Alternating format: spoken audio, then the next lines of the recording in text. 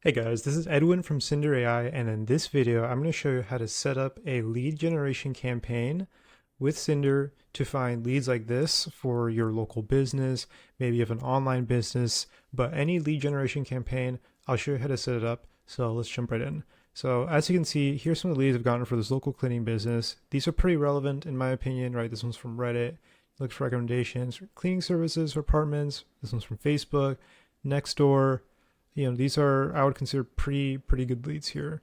Now to set this up, what you're going to do is you're going to go here, these little campaigns, and then you're going to create a new campaign. If you already have a campaign set up, no worries. We can always edit the details.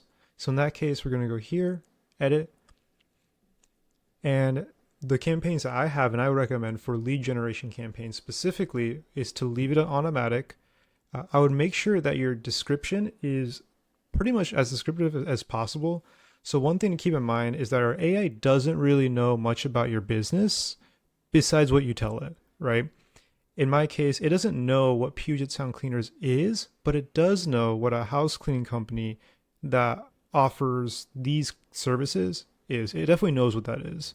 So a very good example is if you offer like a B2B SEO services, it knows what SEO services are, but like it may not necessarily know like what AI SEO is, or it doesn't magically know that you offer cold email. Maybe you also offer citations or what all these other things, right? It doesn't magically know that you offer certain services unless you tell it. So I would say tell us, who you are, what you do, potentially where you do it, and like, what you're really looking for, or like who do you actually serve.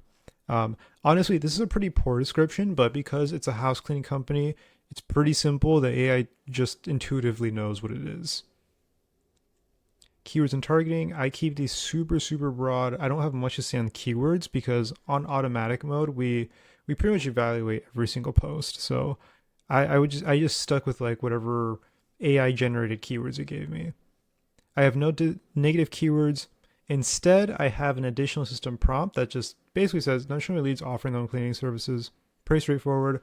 And then for move out cleans, ensure to show me leads where they are looking for a move out clean specifically, not just mentioning they're moving out. And then the reason why that's important is because over time, you'll notice that you get some leads that maybe aren't necessarily bad, but they're just not really what you're looking for. So an example in this case was I kept getting leads that were saying, hey, like, we're moving out.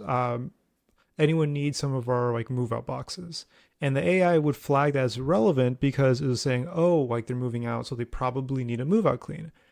I wouldn't necessarily disagree, but that's not really what we're looking for. We're looking specifically for people who are looking for a move out clean, not just they're vaguely moving out. So I had to put that in there. And the reason I chose to put it in here and not a negative keyword is because, well, I don't want to block out the keyword move out, right? I still want, posts with move out to be shown if they're looking for a move out clean. But in this case, it's much better to put it in the additional system prompt, which will be fed into the AI, and that the AI can then reason like, okay, like let's make sure to check this before marking a lead as relevant or not. And that's pretty much like the main campaign settings. The other settings that I have specifically for this local business is Facebook. Facebook's a great source of leads. I have another video on basically showing how to select the best Facebook groups. I'm in a lot of these Facebook groups specifically for a local business, in finding, community groups, real estate groups, contractor groups, really great source of leads. Here, I also am monitoring Reddit. So Reddit has a bunch of communities or subreddits in my local area that, this business has a pretty large service area. So monitoring all of these, and then Nextdoor is super simple. It's just that. And I have another video showing how to, find all these subreddits on Reddit and do like subreddit research, but that's pretty much it. And once this is set up, this pretty much sends these leads through email and webhooks. So I have a webhook set up here. The other thing I will mention is if you want to test stuff really fast, and let's say, you probably, or you may have a business that, your leads might be a little bit more specific, use this testing section. So here we can see with this prompt what it's going to do. So going back to that moving thing, if I remove this testing, if someone says I am moving out, need to get rid of some, or whatever, right? In this case, it may flag that as relevant. Okay, in this case, it's not relevant. I just remember some cases where it did flag it as relevant, but in this case, it's a really good example where it shows you, okay, it's not relevant. It shows you some of its like AI reasoning. It's not specific to house cleaning, deep cleaner, move out cleaning services.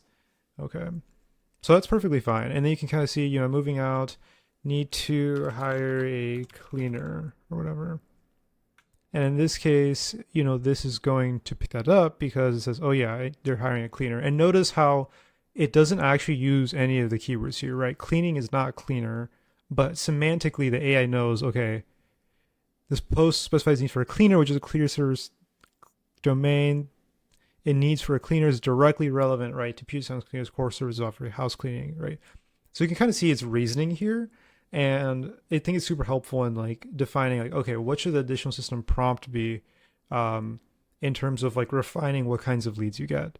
So that's pretty much it. Just make sure you have the Chrome extension up, have some business description, potentially an additional system prompt, and some sort of keywords, and that's pretty much the basis of what a lead generation campaign looks like.